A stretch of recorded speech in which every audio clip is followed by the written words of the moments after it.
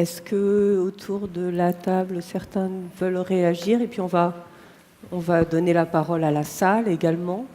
Anne, Michel, Amigorena, est-ce que vous... Non, j'observais simplement à quel point on s'était tous emparés du mot de façon extrêmement différente, avec chacun un sens à donner différent, soit personnel, soit intime, soit dans la façon de s'emparer d'un texte ou de la vie même.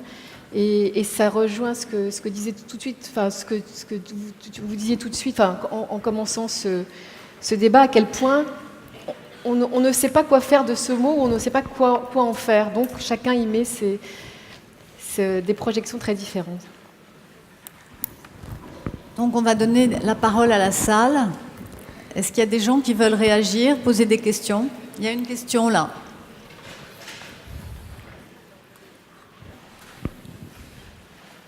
Bonjour et merci. Michel Fitoussi, vous venez de dire que ce mot d'intranquillité, chacun se l'approprie comme il le sent. Je ne vois pas, vous êtes où?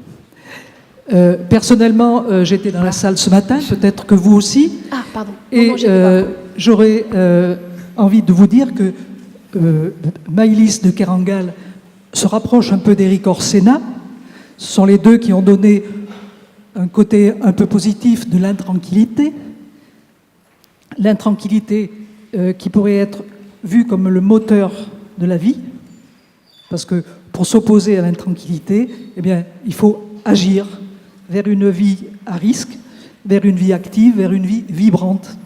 Est-ce que Muriel Flistrève peut-être peut répondre, puisque ce matin elle était là aussi, de ce parallèle avec Éric Orsena, avec la vision d'Éric Orsena, la vision de Maëlys de Kerangal? Moi, j'aurais pas fait la comparaison entre Maëlys et Éric Orsena, mais pourquoi pas? Enfin, en tout cas, Maëlys de Kerangal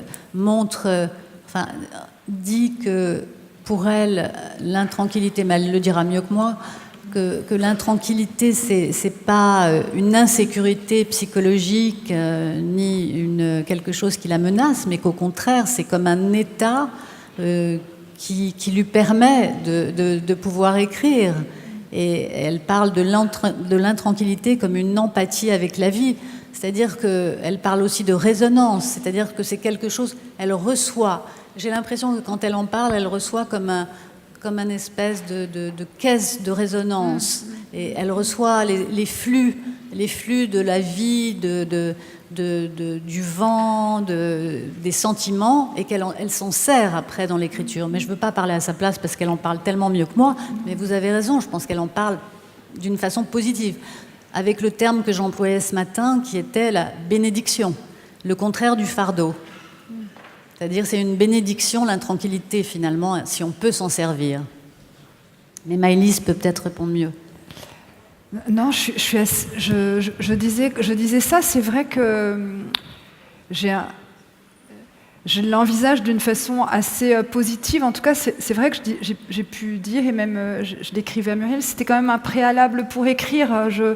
Je pense qu'il y a quand même cette idée que écrire, c'est une disponibilité, c'est une empathie. Et cette intranquillité, elle est requise au sens où l'état de comblement de l'être, si vous voulez, ou une espèce de... à parvenir à un espèce de stade comme ça, de calme. Je ne sais pas si ça a autorisé, si vous voulez, ces brèches dans la langue, parce qu'en fait, surtout quand on est écrivain, l'idée c'est que c'est la langue qui doit être intranquille, c'est la langue qu'il faut détranquilliser d'une certaine manière. Et c'est vrai que voilà, je la conçois plus comme ça, contre les tranquillisants que l'on nous assène, prôner plutôt une langue que l'on rend intranquille, enfin, que l'on travaille à rendre moins tranquille. Voilà. Peut-être. Une autre question? Ça vous a parlé. Il y a quelqu'un là-bas? Juste en face. Là-bas, oui.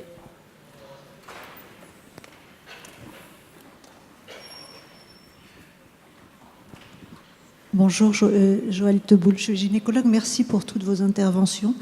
À vous écouter, et ça fait réfléchir sur l'intranquillité, sur le flot de la vie. Finalement, le seul lieu tranquille, c'est quand même le cimetière. Il n'y a pas de lieu sur la terre qui soit tranquille, je crois. Qu'en savez-vous?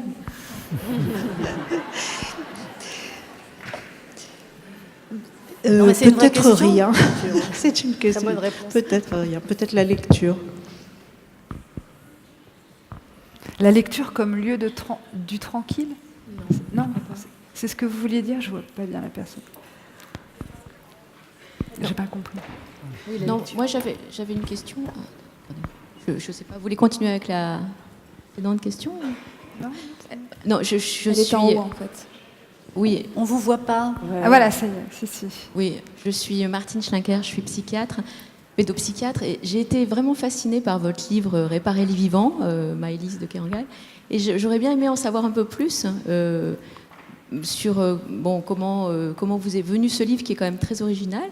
Et je voulais aussi vous dire que j'ai des filles adolescentes et que votre livre a été lu par toute une classe de seconde et qu'ils ont ils ont travaillé dessus et ils étaient fascinés, les adolescents, par ce livre, vraiment. Merci. Mais j'aimerais bien en savoir plus. Je ne sais pas si c'est complètement le lieu, mais juste ce que je peux dire, c'est que précisément, c'est un livre qui est un détour, si vous voulez, qui est une embardée, qui est une figure de l'intranquillité dans cette espèce de mouvement de déviation. En fait, je travaillais sur un autre livre.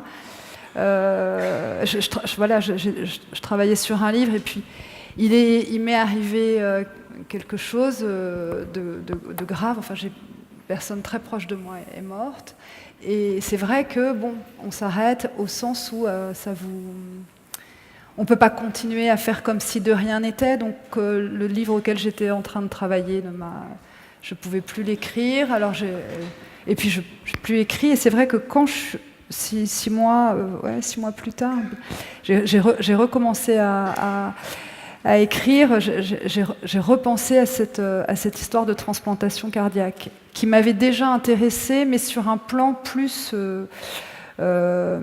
si vous voulez, plus hyper technique et très documentaire. C'est déjà un thème que j'avais approché. D'abord parce que, de toute façon, c'est un geste saisissant et en plus et qui n'a pas d'équivalent dans le monde contemporain, de mon point de vue. Je parle là du don d'organes et puis de l'ouverture du corps, de la répartition, du don, de la réimplantation, ce que ça organise justement comme réseau, comme sauvetage, comme réseau du vivant, enfin ce que ça implique comme philosophie, comme technique, comme anthropologie, comme regard sur le corps, comme action collective. Enfin, pour moi, c'était un espèce de sujet comme ça, total, dont je... Vous voyez, mais c'est vrai que ça a été quand même un sujet qui est venu un peu par accident. C'était pas ce livre-là qui devait être écrit à ce moment-là. Voilà.